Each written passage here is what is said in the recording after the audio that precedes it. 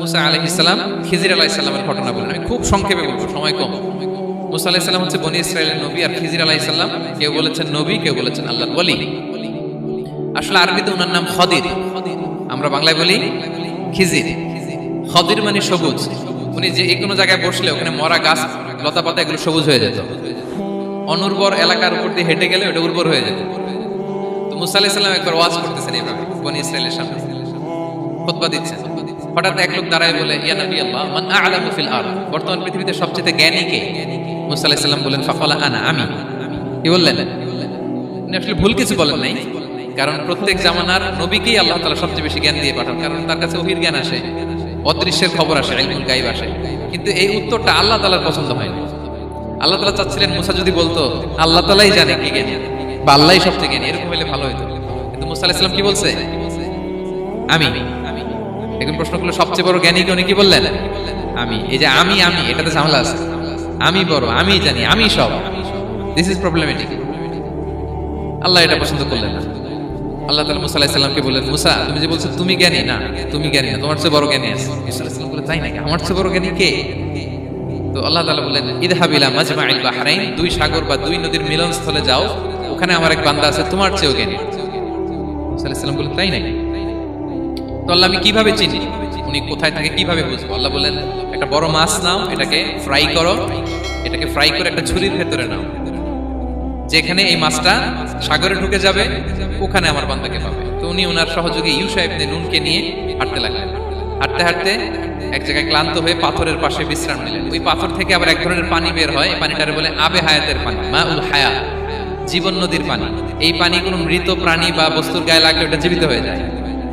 তো ওনারা পাথরে হেলান দিয়ে বিশ্রাম নিচ্ছিলেন। ওই পানি ফ্রাই করা মাছের গায়ে লাগার সাথে সাথে মাছ জীবিত হয়ে ঝুড়ি থেকে বের হয়ে সাগরে ঢুকে গেছে।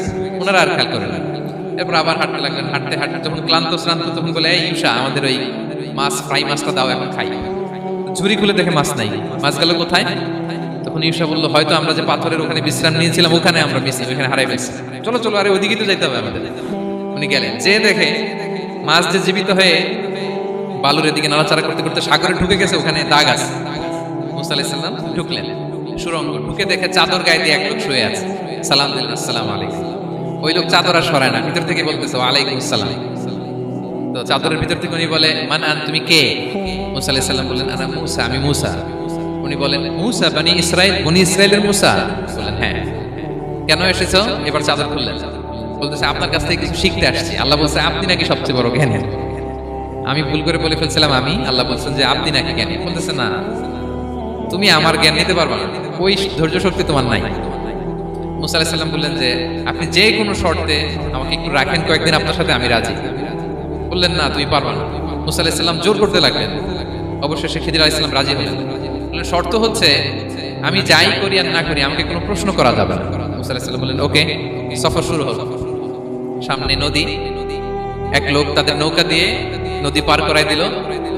নদী পারাপারের পর খিজির আলাইহিস সালাম লাঠি দিয়ে নৌকার তলাটা ছিদ্র করে দিলেন। মুসা আলাইহিস সালাম বললেন, ইন্নালিল্লাহ, এটা আপনি কি করলেন?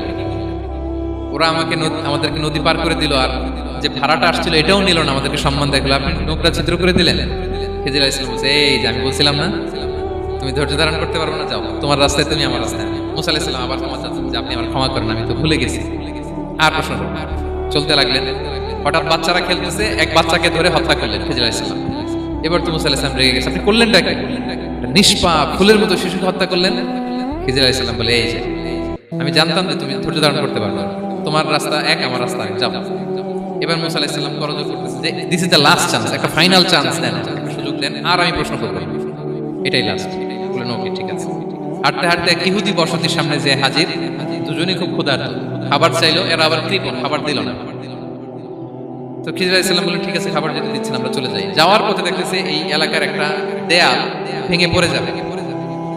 উনি বললেন, মুসা চলো এটা ঠিক করে দেই।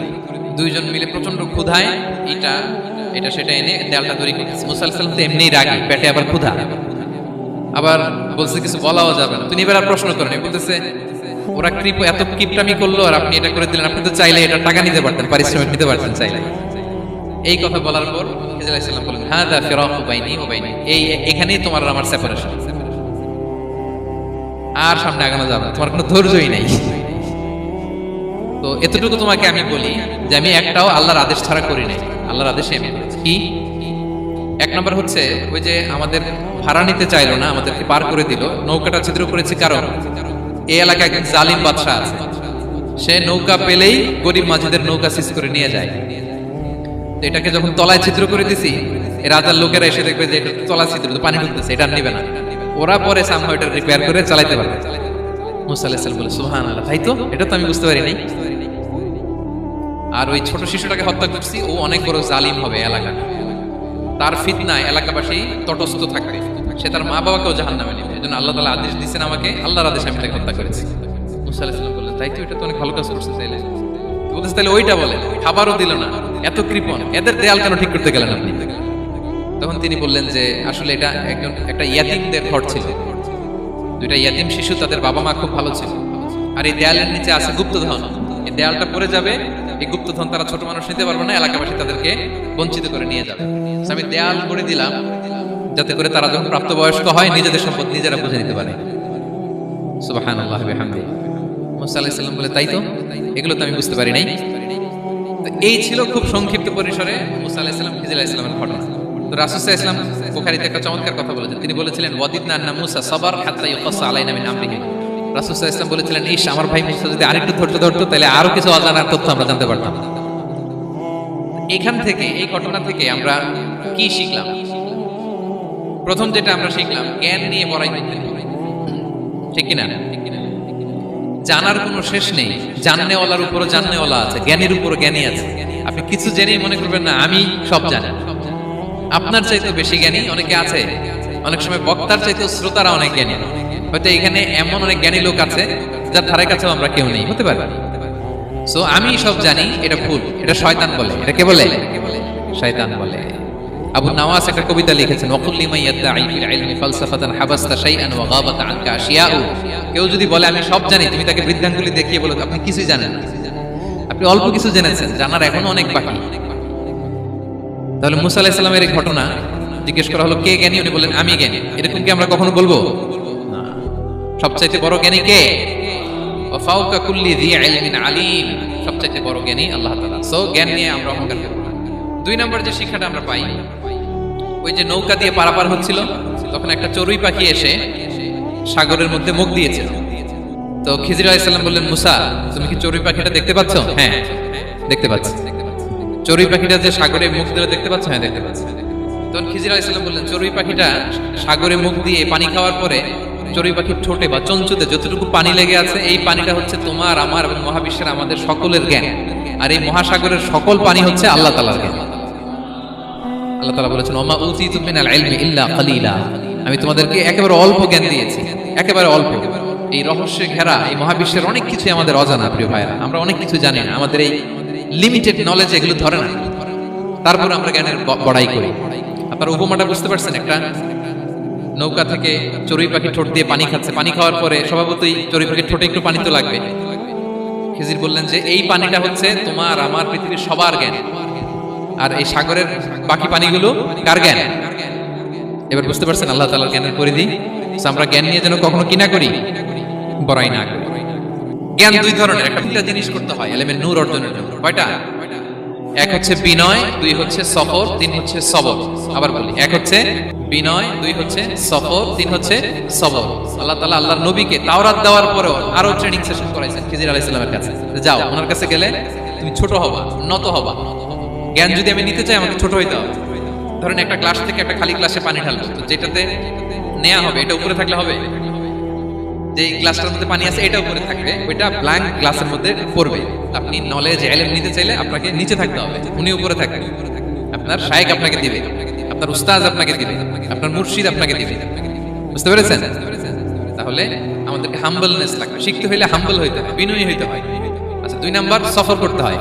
এটা আল্লাহ মুসা আলাইহিস সালামকে দিয়ে করাইছে, যাও পিছে পিছে উস্তাদের পিছে পিছে ঘুরো। তো এজন্য সফর করতে হয়। এখন ঘরে বসে অনেক কিছু জানা গেল, উস্তাদের সান্নিধ্য লাগে, সফর করতে হয়। আমাদের ক্লাসিক আলেমরা হাদিস কালেকশনের জন্য শহরকে শহর সফর করতেন। এখন আমাদের আলেমরা দেওবন্দে যায়, মিশরে যায়, মদিনায় যায়, এখানকার মালয়েশিয়ান স্টুডেন্টরা দেশে বিদেশে যে নলেজ অর্জন করে। সফর আপনাকে লাগবে। তাহলে বিনয়, সফর, 3 নম্বরে কি সবর, ধৈর্যশীল হইতে হবে। দেখেন মুসা আলাইহিস সালাম বারবার প্রশ্ন করে ফেলতেছেন, বারবার ওয়াদা ভঙ্গ করতেছেন, এরকম করলে হবে না, ধৈর্য লাগবে। ধৈর্যের বলে বলিয়ান হলে তখনই আপনার মধ্যে ইলম আসবে।